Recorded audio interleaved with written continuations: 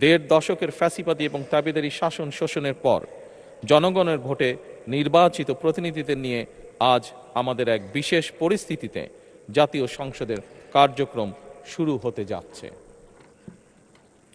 এমন পরিস্থিতিতে আমরা সংবিধান এবং সংসদের কার্যপ্রণালী বিধির বিধান অনুসরণ পূর্বক ত্রয়োদশ জাতীয় সংসদে সভাপতিত্ব করার জন্য আজ আমি প্রবীণ রাজনীতিবিদ এবং 5 বারের মতন নির্বাচিত জাতীয় সংসদ সদস্য জনাব ডক্টর খন্দকার মোশাররফ হোসেনের নাম প্রস্তাব করছি।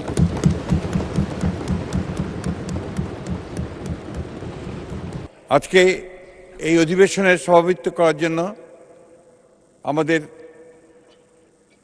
দলীয় প্রধান সংসদ নেতা আমাদের প্রধানমন্ত্রী যে প্রস্তাব করেছেন ডক্টর খন্দকার মোশাররফ হোসেনের নাম, আমি আমাদের দলের পক্ষ থেকে এটাকে পূর্ণ সমর্থন জানাচ্ছি। আমি মাননীয় প্রধানমন্ত্রীকে ধন্যবাদ জানাতে চাই।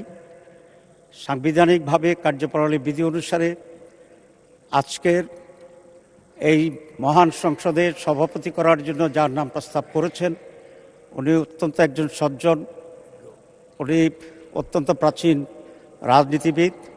উনি যে দলই করুন না কেন, আমি মনে করি দেশের সকল মানুষের ওনার প্রতি আস্থা এবং শ্রদ্ধা আছে। মাননীয় প্রধানমন্ত্রীর এই প্রস্তাবকে আমরা বিরোধী দলের পক্ষ থেকে পূর্ণ সমর্থন জানাচ্ছি। তবে এটা আরও খুব ভালো হতো যদি মাননীয় প্রধানমন্ত্রী বা তার প্রতিনিধি এই বিষয়ে বিরোধী দলের সাথে একটু আলোচনা করতেন। আমরা অবশ্যই তখনও এটাকে গ্রহণ করতাম অত্যন্ত আনন্দের চিত্তে। সম্মানিত সদস্য বৃন্দ, মাননীয় সভাপতি,